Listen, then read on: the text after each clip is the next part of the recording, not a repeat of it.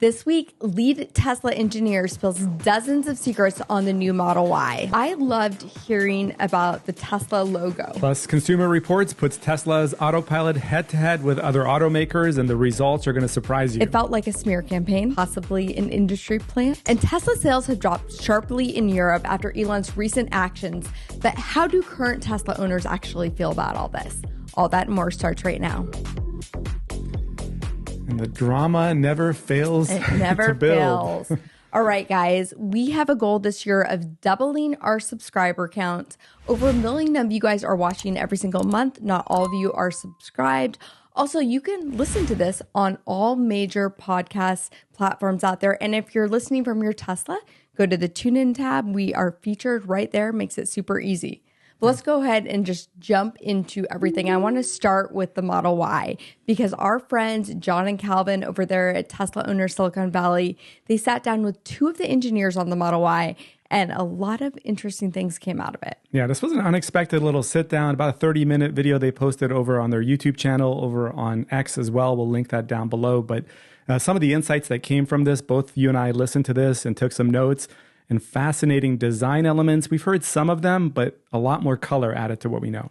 I loved hearing about the Tesla logo and why they still have it in China. I thought that was interesting that the design was meant for no logo, but China required them basically to put that on there. And they were talking about how the design itself is iconic enough where, like a luxury brand, it doesn't need to have its name all over it. It was an interesting approach. Yes, the light bar, of course, you have it on the Cybercab, the Cybertruck, now the Model Y. Clearly, when the S and X get that refresh, it's going in that direction as well.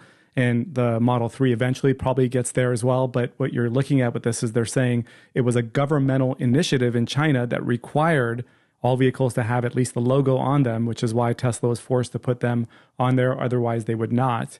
And that's why you don't see it in the Europe builds and you won't see it in the US builds as well. One of the things that we noticed when we made our video where we just walked into a service center that had the refreshed Model Y and made a video was that those seats fold fast. They're the fastest folding seats in the industry. They go, I think, 4 seconds down from 7 seconds, which was the industry standard.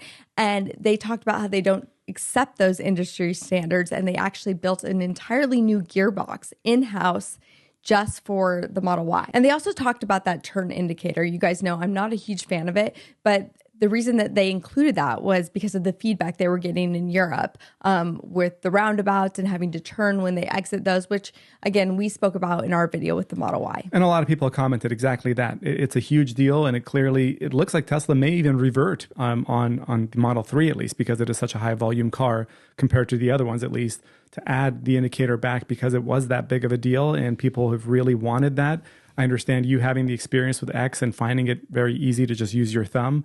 But if you are using these roundabouts frequently in a lot of these European cities, it does make it pretty complicated when you're upside down on the yoke or steering wheel to be able to access that. And it does look like we are going to get new paint colors. That's just going to take a moment, but they pretty much said, we're going to get that too. Yeah, the factory, once it gets up, to ramp, those will be introduced as well. Probably that glacial blue that a lot of people have been talking about, but efficiency and the comfort associated with it really at the heart of what the new Model Y is going to bring. So acoustically sealed door latch we now is included according to these engineers. So a smoother closing experience just on the doors. And I think you even did a side-by-side. Couldn't really tell much of a difference, maybe a subtle difference, not a significant one. But those attentions to detail are put in there. And even the cup holders, you kind of notice they were carpeted. The trunk lid area, the side trim area, those are all carpeted, reduces the risk for scratches, but also acts to noise cancel, noise deaden a little bit as well. So the cabin gets quieter. I think a lot of the engineering that has gone into it has been kind of, if you think about it from the standpoint of lining all these things and these different components and having a better fit and finish, which is something, when the Model 3 came out, Tesla got a lot of slack about that, but they've really improved it all so much so that the acoustics inside are so much better when you're driving around. I can't wait to try that out. Yeah. Also, just that really adds to the overall efficiency. Yeah, they mentioned all the interior inside is also wrapped. So not in the sense of like the way you PPF outside the vehicle, but in the noise deadening foam wrapped on the interior panels to really improve the quiet nature of it. They said there is no noise cancellation element like you have the speakers, the microphones built into the Model S and X seats. It's not there in these lower trims, but they're saying you really don't need it. The rear glass is also laminated to make it quieter as well. The trunk lid now has power struts both on the right side and on the left side, where the outgoing Model Y only had the struts on the left side for the motorized element. So it was a little noisier and also just looked a little more awkward as it came down and closed with more noise. But now it's a smoother, more graceful experience with the trunk lid closing as well. Also, that glass roof, it's metallically coated with 2 layers of silver to help with the overall thermal performance.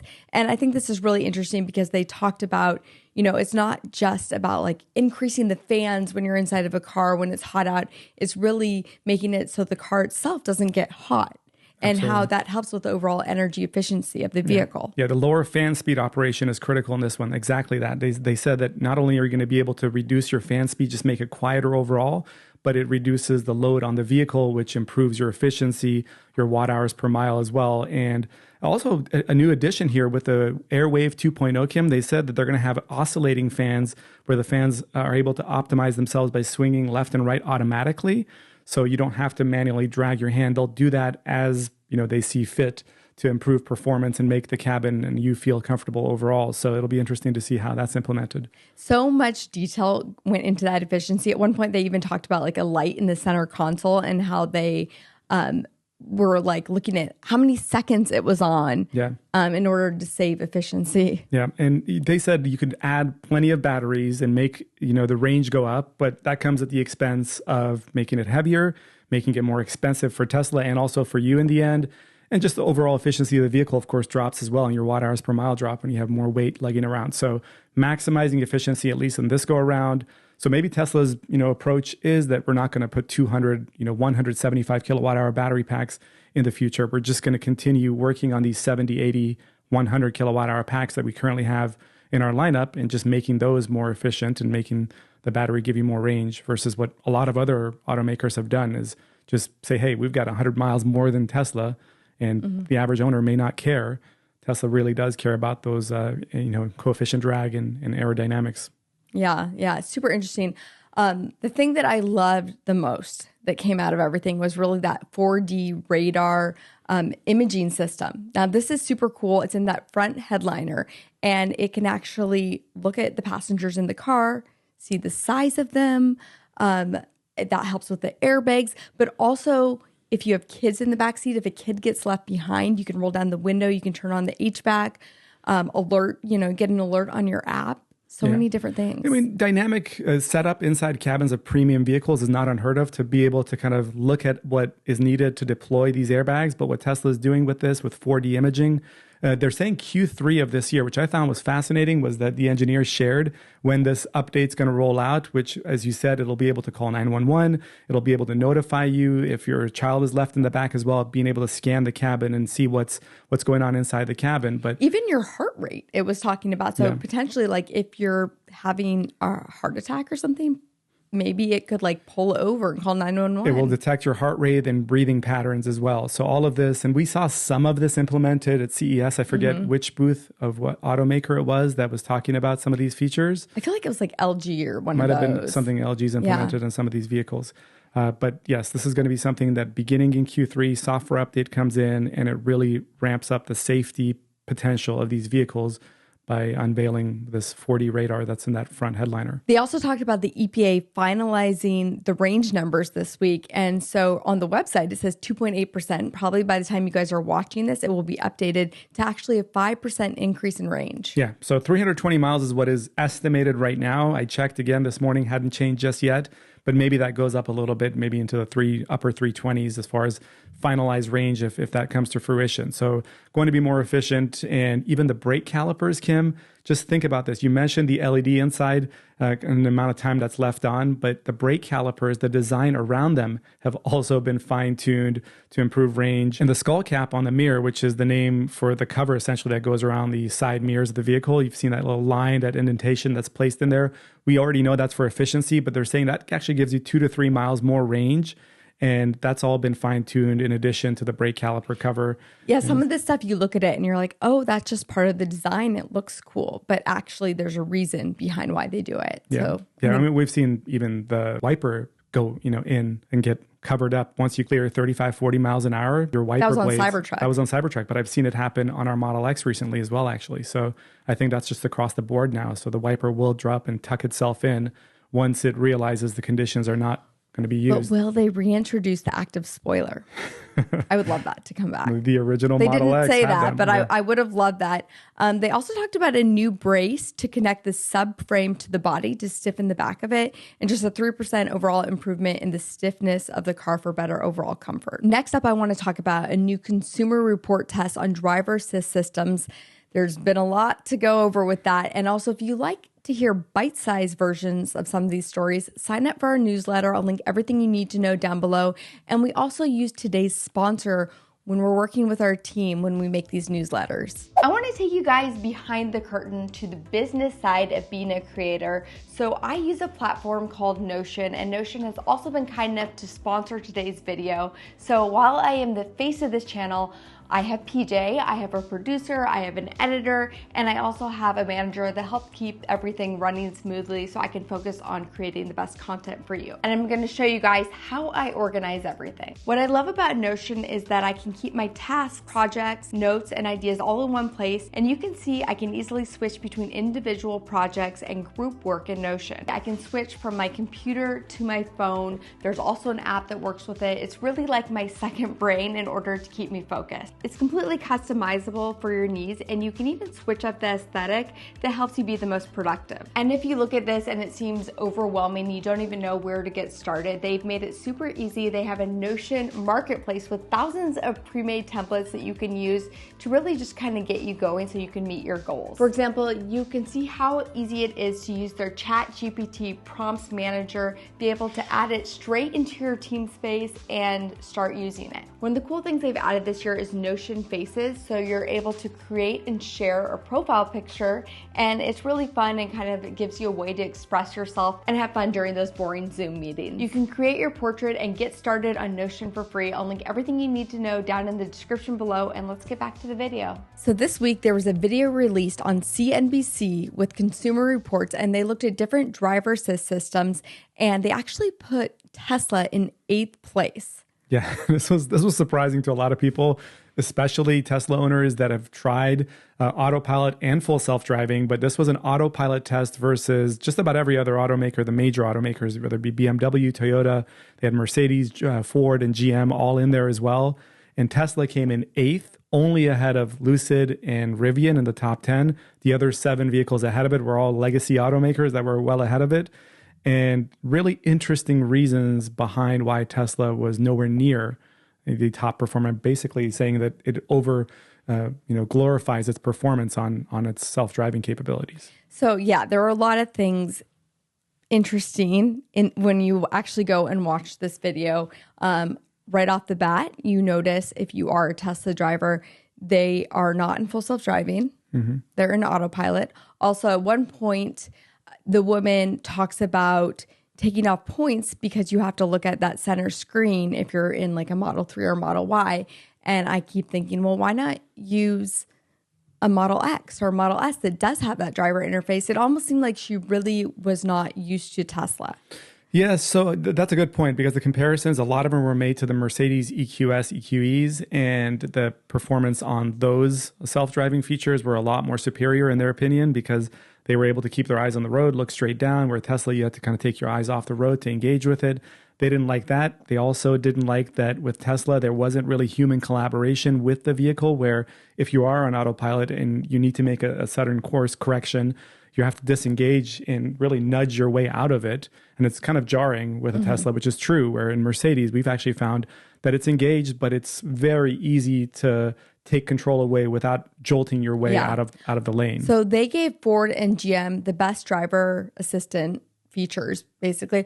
And I also want to say, like, my opinion is going to be different from them. I come from driving Tesla all the time, but at the same time, I've reviewed all these cars. Yeah. So I have a little bit different opinion. Yeah, and GM does have a pretty strong, autopilot equivalent type feature. When it comes to self-driving, it's a different ballgame, which is interesting why they use Tesla's, I guess, a baby version of full self-driving, the autopilot, to compare it. Because if you compare it to full self-driving, which works virtually on any road in the United States and Canada, whereas all the other ones have limitations, especially Mercedes, 40 miles per hour when it comes to its level 3, but other ones as well, in having to be on mapped roads, where this is dynamic. Anywhere you go, it works, and uses vision. So all of those were not really taken into account. But it was fascinating to see the video, from the title of the video, which kind of really went after Tesla, to the entirety of the video, which really didn't show much of why the other ones ranked ahead of it. It just was a kind of a Tesla bash fest, honestly. Well, I feel like you can't even look at this video because of the fact that they are not using full self-driving. Yeah. They're not using the full capabilities of it. And it is different. Like when we use just the autopilot system, it reacts completely different when it's in full self-driving. It's a lot smarter. So for me, the whole thing is just like toss it out because it doesn't make sense. Maybe, the other vehicles, I'm curious from the other automakers if they felt like it was skewed in a way, because when I watch it, I might use certain words that are trending right now. I might say that it felt like a smear campaign, possibly an industry plant. Those are things I'm hearing a lot. Yeah. But that's how it felt when I watched it. And a friend of the channel, Kyle Connor, actually posted a comment on Sawyer Merritt's tweet of this particular clip, and talked about, is anyone still paying attention to Consumer Reports when it comes to their opinion and thoughts on things? And honestly, I think maybe the younger generation may not, but there's over 1 million people that follow their platforms from X all the way over into YouTube. And when I worked in mainstream media years ago, that was actually a source that our producers constantly went to when it came to reporting the news. Of course, I did the weather, but when they were reporting the news, it really, what Consumer Reports reported heavily weighed on what the millions of other, outlets out there with audiences reported. So I do think for the older audience, it does matter. And that's unfortunate, because I think the ones that are in tune with what's happening with the whole self-driving space, not just autopilot, but FSD and the latest versions, it's night and day. But, I think a lot of these are going to get caught off guard. Do you think it was intentional by them to do it in autopilot and not full self-driving? Gosh, I hear that. And I know that a lot of the mainstream media gets much of their revenue and profits from automakers and local dealership commercials. And that was a huge part of, the income that came into these news outlets. And people really do think that has a lot to do with it.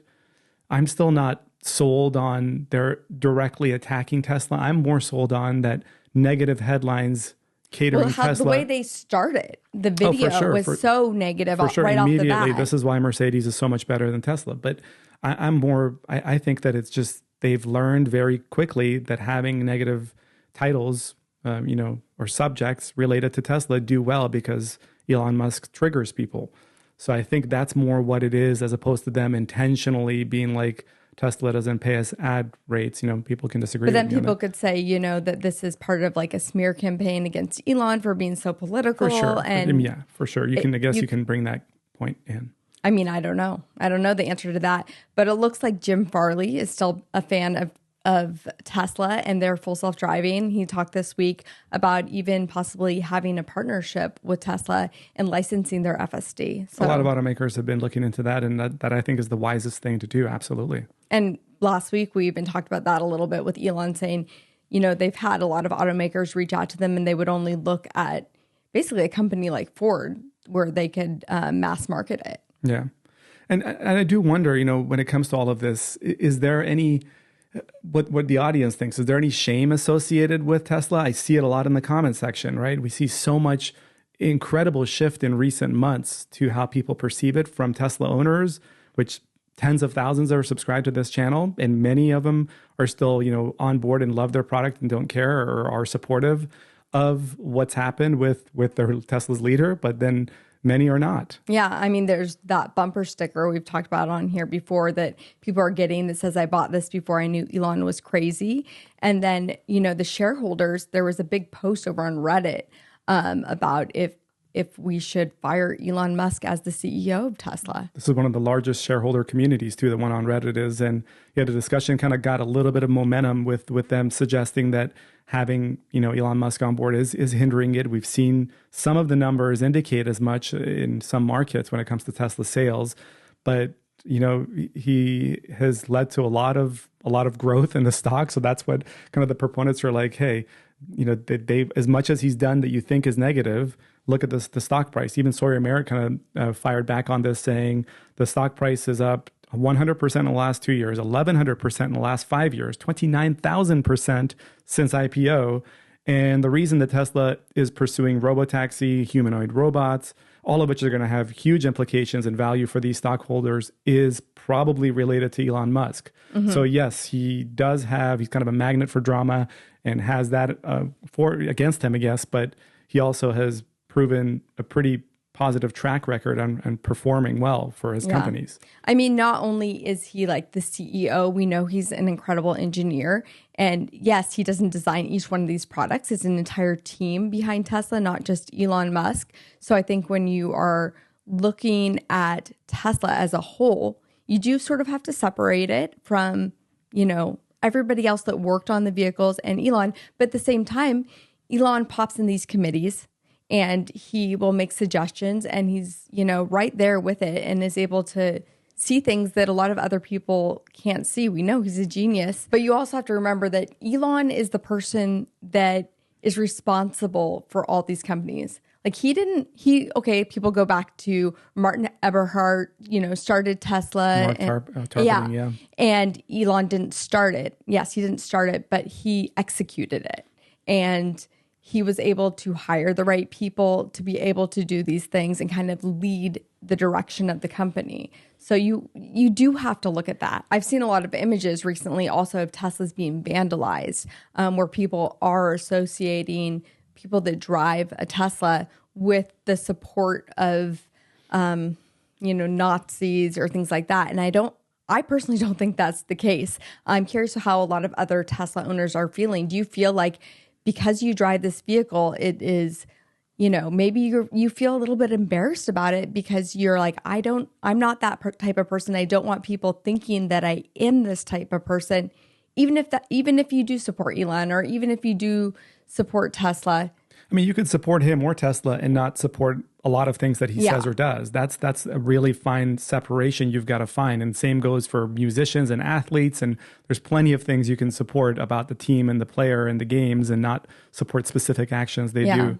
So those are things you just have to keep in mind. If I want to say, I support Elon and I don't agree with, some of his actions, and I think he should say sorry for them. But at the same time, like, I still support him because I maybe don't think it was intentional, or I can understand why he did it from like a neurodivergent brain purpose. That doesn't necessarily mean that you are a bigot and you're a Nazi and all these, horrible terms that people are throwing around right now. Absolutely. And it is fascinating because we've seen the sales numbers of a lot of these OEM automakers, not just in Europe, but even in the US, begin to shift a little bit and increase and get to record numbers. And of course, there's momentum going into last year with 9% of all car sales being EVs, which was a record. But now, as of January, Honda, Hyundai, Ford, Subaru, and Kia, their EV sales all set records for the month of January. So we know the transition was in place, but are people now kind of pulling back a little bit and looking at the other options? Ford, for example, January 2025, it sold 5,600 EVs during that during that month, and that's up 21% year over year compared to the previous January. They did lose $37,000 per car sold, which we've seen a lot of these EV makers or cars that are making EVs have struggles making a profit out of them. But it is fascinating to see the numbers kind of tick upwards for them. And a lot of those sales are related to the Mach-E, actually. Yeah, I think it's sort of twofold to answer your question. There are more EVs available. More people are possibly not wanting to buy a Tesla and looking at these other options. But I also think part of the uptick we're seeing has to do with incentives going away and people wanting to like jump on those incentives right now. For sure. There's plenty of economical factors that can play a role into this. But you look at places like Germany, for example, which we know some of Elon Musk's comments directly related to Germany has caused a pretty significant shift for the month of January. 60% drop in Tesla registrations compared to the previous January 2024. And there's actually a list of other automaker sales in January across Europe. You notice Spain, 75% drop from 1,100 Tesla sales in January 24 to just 269 in January 25. France registrations, also 60% drop. Norway drops over 40%, and largely across parts of Europe, about a 50% drop in Tesla registrations. And even the Polish minister calling for the boycott of Teslas. And they had some of the best EV sales there were Tesla specific in the past year. But the minister there officially kind of going on record saying, hey, you can't support Elon Musk, the comments he's made, the comments towards Germany and, moving away from their past or something along those lines. All of these things have really triggered people, even at the highest levels, in countries that have massively embraced EVs more so than the United States. It's a difficult time right now because he is involved in politics, and we know that, even when I post something, I see that it's so split right now. Like there's usually a general consensus when it comes to politics. It's like split right there in the middle, and people honestly need to have a little more grace for each other and possibly a little more try to understand the other side as opposed to just like being triggered right away, which is what I feel like is happening there with it. It's hard because I don't know what the answer is. I personally don't feel like he is a racist. But even if I say that, there's going to be 100 people now in the comments that will say, unsubscribe. How dare you support Elon? How dare you, think this of him? And, I think that Elon tends to, and he's always done this, and we've followed him for so long. He speaks his mind and he doesn't really apologize for things after the fact, even if he should apologize for things. And he just kind of says like what he's thinking in the moment. I go back to like the Thai boys and the soccer stuck in the soccer, and he put the submarines in there or the SpaceX equipment. And then he said like the guy that was trying to save him was like a pedophile or something. And, that was inappropriate comment. I don't even know if he ever apologized for that. I think he paid him $75,000. Well, he got sued. Okay. So when he got sued, he apologized for it.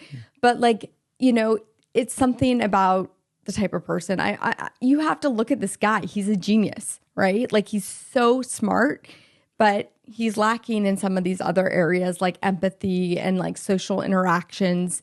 And I'm not saying it's excusable by any means, but he's always been this way. This is not like a new thing for him. And I don't think he's a racist. If I thought he was a racist, I wouldn't be saying these type of things. I wouldn't support him, but I don't. Yeah, absolutely. And you look at California sales too. I found this really fascinating because anytime you go to California, you notice the massive adoption of EVs and how readily they're on every other road. But the new data from California Car Dealers Association actually showed the registrations for the first time ever in 2024.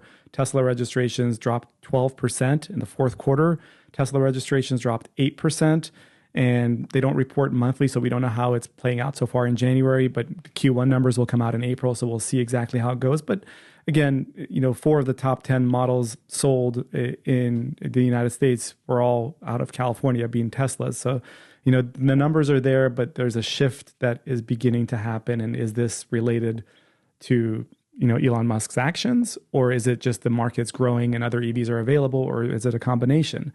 It's really hard to tell. And I see the shareholders' concern because do you want to have a CEO that is so involved in politics? I see their concern. So I do see both sides of it. I honestly see why someone would feel the way that they do on both ways. And also, if you guys are commenting, please try to extend some grace to people that are in the comments. I don't want it to turn into one of these like hate fest that you see sometimes. All right, let's move on from all this because it gets too controversial sometimes. I want to talk a little bit about robotaxi and what's going on in that field. So Waymo has launched a new transit credit pilot program where if you connect at certain transit centers, they'll actually give you a $3 credit. Kind of reminds me of like when you take a bus and you pick up the bus at a certain place. So they're sort of treating it like that, but they're paying you essentially $3 if you pick up at those places. And to be clear, they're only available in specific markets right now. I believe this transit credit pilot program is in Los Angeles only, but of course they've got operations in Phoenix, San Francisco, I believe Austin, Texas this year, and we've seen them being tested here in Atlanta. So they're definitely coming, but LA is going forward with this transit pilot program. And when it comes to other robotaxis, we talked about GM and how they're laying off their staff. Actually, 50% of their remaining staff going to be laid off when it comes to focusing on their Cruise automotive. And it's just now shifting to being entirely related to their driver assist systems, which of course Consumer Reports thinks is one of the best. We've tested it. It's really good. That's what they're focusing on. They're not going to go with this whole ride hailing service that they were working with through Cruise. And they're winding down that program and the funding that was associated with it. Basically, Mary Barra said it was too costly to keep that going. Did you know that the former Cruise CEO actually started another business? This is like a complete side note, but he started another business with an ex-Tesla AI manager that is more of a robotics firm. So it's kind of directly competing now with Optimus, the Tesla robotic. Not driving, like actual humanoid robot? Yeah, humanoid robots. Interesting. So just a random side note that I went down a rabbit hole on.